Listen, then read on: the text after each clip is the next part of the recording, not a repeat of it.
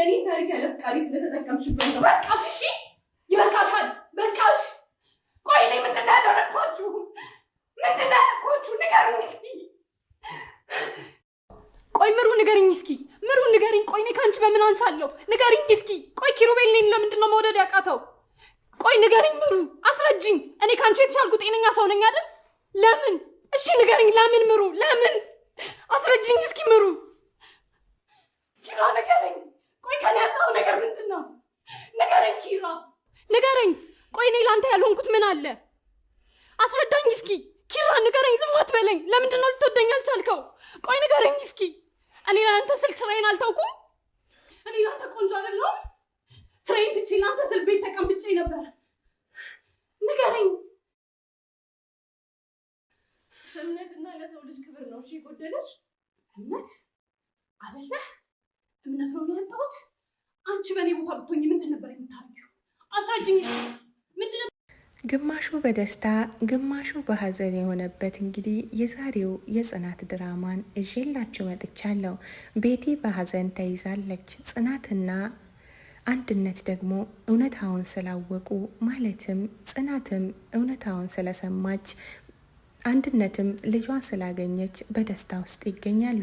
ቤቲ ግን ኪራን ለራሷ ለማድረግ ስትል ብዙ ውጣ ውረድን የወረደችና የወጣች ስትሆን ዛሬ ላይ ግን እውነታው ሲጋለጥባት አፍራለች። ሰላም ሰላም፣ የተወደዳችሁና የተከበራችሁ ውድ ቻናሌ ቤተሰቦች እንደምን አላችሁ? በያላችሁበት የእግዚአብሔር ሰላምታ ይብዛላችሁ። ጽናት ክፍል 46ን እነሆ ይዤላችሁ መጥቻለሁ።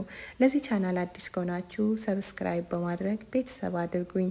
ነባሮች ላይክ እና ሼር ሀሳብ አስተያየታችሁን ኮሜንት ላይ አስቀምጡልኝ።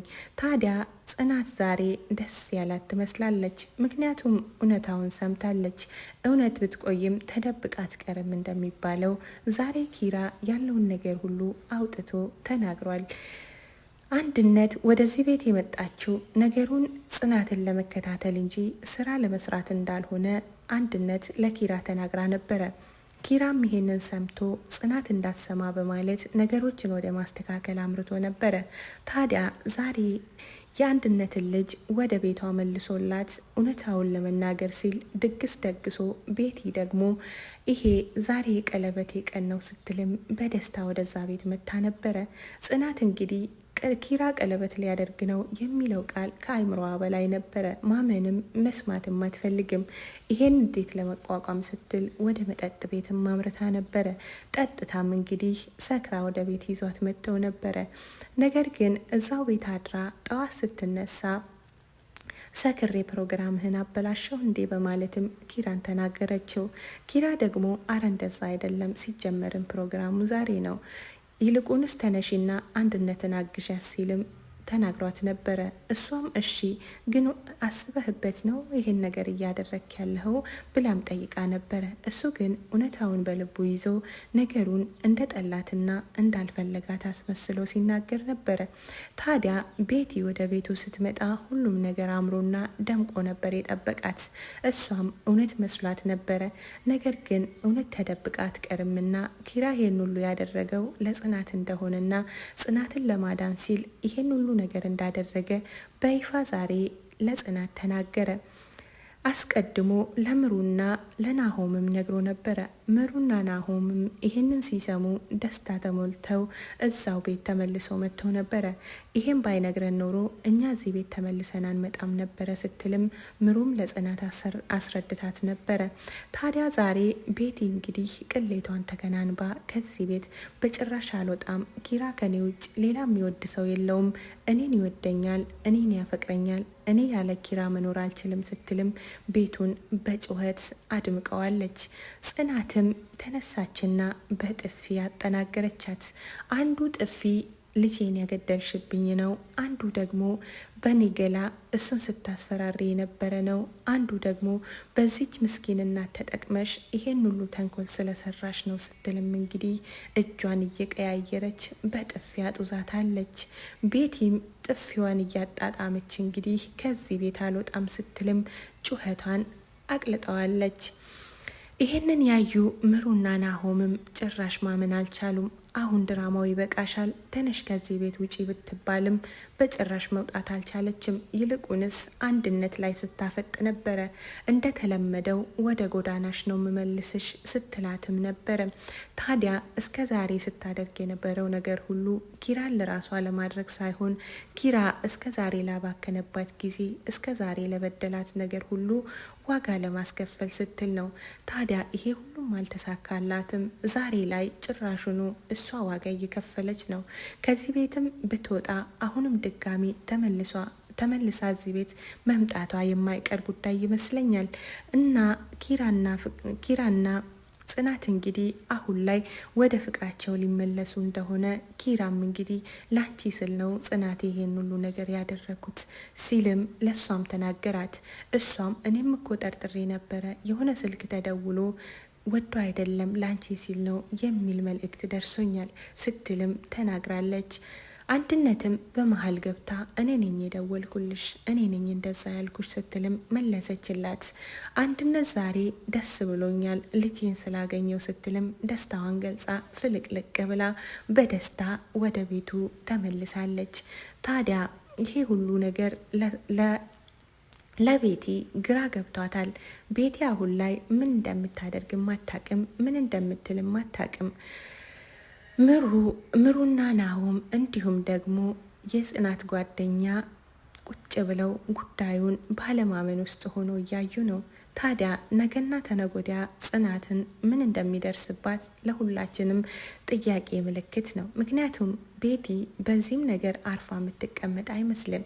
ቤቲ እንግዲህ ለበቀል ምንኛውንም መንገድ መሄድ የምችል ሰውና ማንኛውንም ነገር ለማድረግ ወደ ኋላ ማትል ጨካኝ ሴት ናት። ታዲያ አሁን ላይ ከቤት ውጪ ብትባልም አልወጣም በጭራሽ ስትል ጭራሹኑ ቁጭ ብላ አልወጣም፣ ኪራ የኔ ብቻ ነው፣ እሱ እኔን ነው የሚወደኝ፣ እኔም እሱን ነው የምወደው ስትልም ጭራሽ አልወጣም ስትል እምቢ ብላለች። ድግሱ እንግዲህ ለሷ ሳይሆን ለጽናት የተደገሰ እውነታውን ነገር እንድትሰማ እውነታውን እንድታውቅ ለሷ ሲባል የተደገሰ ነው። እንግዲህ ጽናትና አንድነት ዛሬ ላይ በደስታ ተሞልተዋል። በተገላባጩ ደግሞ ቤቲ በሀዘንና በትካዜ ውስጥ ሞልታ ትገኛለች። የዚህ ፍጻሜ ምን ይሆናል የሚለውን በቀጣዩ ክፍል ይዤላችሁ መመጣ ስለሚሆን ቻናሉን ሰብስክራይብ እያደረጋችሁ ላይክ እና ሼር እያደረጋችሁ ሀሳብ አስተያየታችሁን ኮሜንት ላይ አስቀምጡልኝ። የቤቲ ፍቅር ምንም በፍቅር ብትጎዳ ምንም ዋጋ ብትከፍልም በዚህ ልክ ተንኮልንና ክፉ ነገርን መስራት የለባትም እንደምትሉ ባለሙሉ ተስፋ ነኝ። ነገር ግን እውነትም አላት በአንድ ጎን ሲታይ። ምክንያቱም ፍቅር ከማን እንደሚጥል አይታወቅም። አፍቅራ ይህን ሁሉ ተሰቃይታለች። በስተመጨረሻም አልተሳካላትም። ያልተሳካላት ምክንያትም በራሷ ተንኮልና በራሷ ስራ ስለሆነ ነገሩ እንግዲህ ግራ የሚያጋባ ቢሆንም አሁን ላይ ኪራ ወደ ጽናት ፊቱን አዙሯል። መጨረሻችሁን ያሳምርላችሁ ነው የምንለው እንግዲህ እንደ ተመልካች ማለት ነው። ታዲያ የተወደዳችሁና የተከበራችሁ ውድ የቻናሌ ቤተሰቦች ምሩና ናሆምም አሁን ላይ ወደ ፍቅር ሊመለሱ እንደሆነ የሆነ የሚሰማኝ ነገር አለ። ምክንያቱም በስስት አይን ይተያያሉ። የእነሱም መጨረሻቸው ያማረ እንደሚሆን የኔ ሙሉ ተስፋ ነው። እናንተም መልካም ምኞታችሁን እንደምትመኙላችሁ ተስፋ አደርጋለሁ። አሁን ላይ ምሩ እንግዲህ ናሆምን እንደጎዳች ደጋግማ ትናገራለች። ናሆምም ደግሞ ምንም እያለም አይደለም። ነገር ግን ምሩ ፍቅሩን እንዳልተቀበለች እንዳልወደደችውም ተናግሮ ነበረ።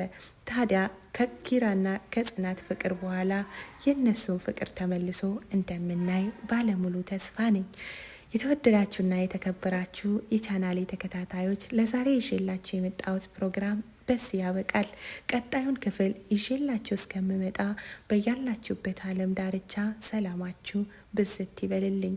አሁንም በድጋሚ ለዚህ ቻናል አዲስ ከሆናችሁ ሰብስክራይብ በማድረግ ላይክ ሼር በማድረግ ሀሳብ አስተያየታችሁን ኮሜንት ላይ እያስቀመጣችሁልኝ እስከ መጨረሻው ወዳችሁና ፈቅዳችሁ ቻናሌን ስለምትከታተሉ እጅግ በጣም ከልብ አመሰግናለሁ።